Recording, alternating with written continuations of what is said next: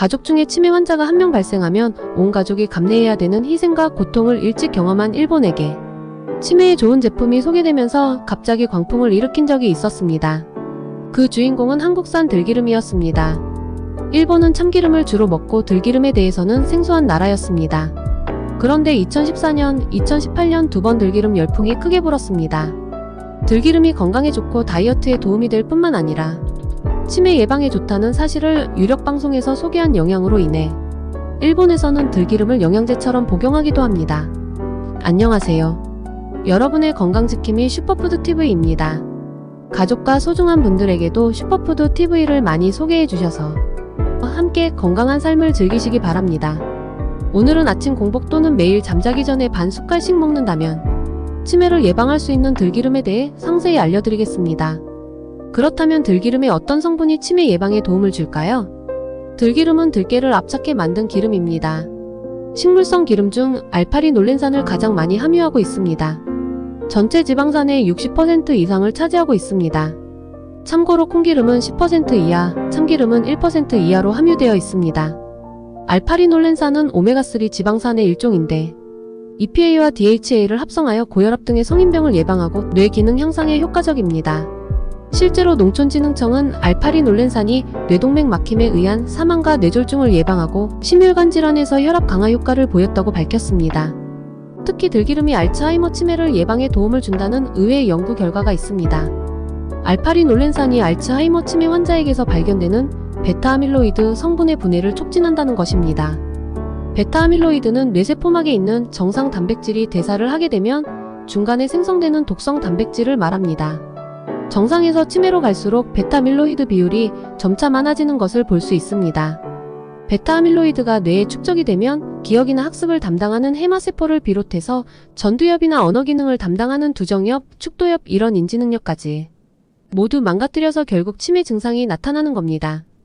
부산대 식품영양학과가 진행한 동물 실험 결과에 따르면 들기름, 올리브유, 옥수수유 등 지방산 조성이 다른 3가지 식물성 기름 중에서 들기름이 인지능력 손상을 가장 효과적으로 개선하는 것으로 나타났습니다. 미국 캘리포니아 주립대에서도 알파리놀렌산을 비롯한 오메가3 지방산이 베타아밀로이드가 뇌에 쌓이는 걸 막아준다는 연구 결과를 발표한 바 있습니다. 농촌진흥청은 만성질환 예방 효과를 위해서 하루에 들기름 3g 섭취를 권장하고 있습니다. 알츠하이머와 혈관성 치매 두 유형에 대한 실험에서 모두 들기름은 치매 진행을 늦추는 효과를 확인했습니다. 고콜레스테롤 혈증과 같이 치매 유발 위험성이 큰 잠재 위험군에 대해서도 들기름이 신경세포의 산화적 손상을 예방, 뇌질환을 완화시키는 것으로 나타났습니다. 일상생활에서 자주 섭취하기 위해 들기름 사용이 특히 필요한 요리로는 나물무침 요리가 있습니다. 나물무침 요리에는 식이섬유가 풍부하지만 지방이 거의 없기 때문에 이때는 들기름을 추가해 먹으면 좋습니다. 깻잎 씨앗을 압착한 들기름은 특유의 풍미가 있어 나물 요리의 맛을 돋울 뿐 아니라 나물에 부족한 불포화 지방산인 오메가3 지방산을 보충해주는 역할을 합니다. 들기름은 식물성 기름 중 오메가3 지방산이 가장 풍부합니다. 오메가3는 뇌의 주요 구성 성분이며 뇌세포가 서로 원활하게 연결되도록 돕습니다. 그렇지만 아무리 치매 예방에 좋은 기름이라도 나이가 들어가게 되면서 매일 아침 저녁으로 각종 영양제와 만성질환 약들을 먹게 되고 또한 들기름을 보관하기도 쉽지 않아 이럴 경우 매일 복용하기 어려울 수도 있습니다. 특히 사회생활을 하는 경우에는 밖에서 대부분의 식사를 할 수밖에 없고 집에서 혼자 있을 경우에는 요리를 하기보다는 굶거나 간단한 한 끼를 드시는 분들이 많아서 들기름을 섭취하는 데는 한계가 있을 수밖에 없습니다. 그래서 저 같은 경우에는 평상시 들기름을 섭취하기 위해서 들기름으로 구운 김을 항상 준비해서 밥과 같이 싸먹거나 막국수를 라면 대신해서 일주일 꼭 한두 번 즐겨 먹는 편입니다. 특히 무더위가 기승을 부리는 한여름에 먹는 시원한 들기름 막국수는 몸의 건강뿐만 아니라 더위도 식혀주는 훌륭한 한 끼 식사가 될 수 있습니다. 제 경우에는 원산지를 꼭 확인 후 되도록이면 국내산 식재료로 만든 제품을 이용하고 있으니 관심 있으신 분은 제가 정리한 표를 참고하시기 바랍니다. 다만 들기름의 우수성은 널리 알려져 있지만 관리가 쉽지 않다는 단점이 있습니다. 잘못 보관한 들기름은 오히려 독이 될 수 있습니다. 들기름은 불포화 지방산의 함량이 높아 쉽게 산패하기 때문입니다. 산패는 기름이 공기나 물 같은 외부 물질과 접촉하면서 맛과 성분이 변하는 현상을 이릅니다. 실제로 알파리놀렌산은 열과 공기에 약해 쉽게 변질됩니다. 산패된 알파리놀렌산이 몸속에 흡수되면 인체 내에서 활성산소가 증가합니다. 이때 DNA와 세포 변형을 일으키는 발암물질로 작용하기 때문에 식품의약품안전처 역시 산패된 들기름은 건강에 유해하기 때문에 섭취해선 안 된다고 경고합니다. 올바른 들기름 보관법은 햇볕이 들지 않는 서늘한 곳에 보관하는 것입니다. 공기 노출을 막기 위해 반드시 뚜껑을 닫아 밀폐용기에 보관해야 합니다. 농촌진흥청에서는 가정에서 들기름을 보관할 경우 반드시 냉장고에 넣길 권장합니다. 요리 후 뚜껑을 꼭 닫고 햇빛이 잘 들지 않는 곳에 보관해야 합니다. 잘 보관했더라도 만들어진 지 5개월 이내에 모두 먹는 게 산패로부터 안전하며 서늘한 곳에 보관한다 해도 구입한 지 9개월이 넘은 기름은 버리는 게 안전합니다. 또한 들기름의 발연점은 약 160도로 고온에서 볶거나 튀기면 발암물질이 생성할 수 있으니 낮은 온도에서 사용하거나 생으로 드시기 바랍니다. 치매 예방에 좋은 들기름으로 지속적으로 섭취하면 치매 발생 확률을 낮출 수는 있겠지만 과거보다 수명이 길어진 만큼 100% 걸리지 않는다고는 장담할 수 없습니다. 그렇다면 치매는 주로 어떤 사람들이 많이 걸리는 걸까요?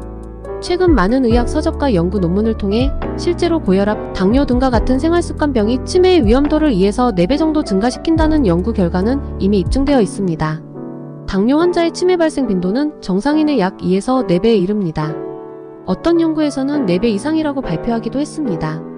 당뇨 환자가 혈당 조절에 실패하면 치매가 발생할 가능성이 더욱 높아집니다. 단적으로 말하자면 당뇨 환자는 시간상의 문제일 뿐 결국 경도인지 장애나 치매가 발생할 가능성이 높다고 생각합니다. 고혈압의 경우는 어떤가요? 고혈압은 치매의 위험도를 약 2배 정도 높인다고 알려져 있지만 3에서 4배 이상 위험하다고 하는 연구들도 찾을 수 있습니다. 고혈압은 혈관에 가해지는 압력이 증가하므로 혈관벽이 서서히 손상되면서 혈관 직경이 좁아지고 딱딱해집니다. 즉 동맥경화가 잘 생깁니다. 만약 동맥경화가 뇌혈관에 생기게 되면 잘 터지거나 잘 막히게 되어 뇌출혈이나 뇌경색을 일으키게 됩니다.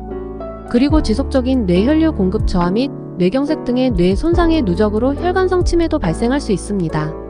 당뇨, 고혈압이 있으면 알츠하이머 치매뿐만 아니라 혈관성 치매의 발생률도 높아지므로 치료와 예방이 아주 중요합니다. 현재 당뇨와 고혈압 약을 드시고 계시다면 간접적인 식이요법과 더불어 건강기능식품으로 보다 적극적인 예방요법이 필요하다고 생각합니다. 뇌의 독성물질인 베타아밀로이드의 축적을 억제하는 적극적인 예방요법에 관해서는 이전 영상에서 설명드린 바 있으니 고정 댓글에 달린 영상을 참조하시기 바랍니다. 오늘 영상 어떠셨나요?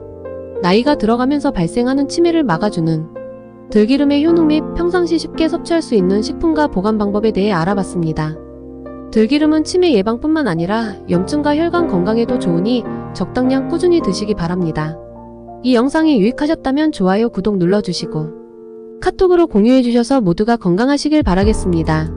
앞으로도 좋은 영상으로 찾아뵐 것을 약속드리겠습니다. 감사합니다.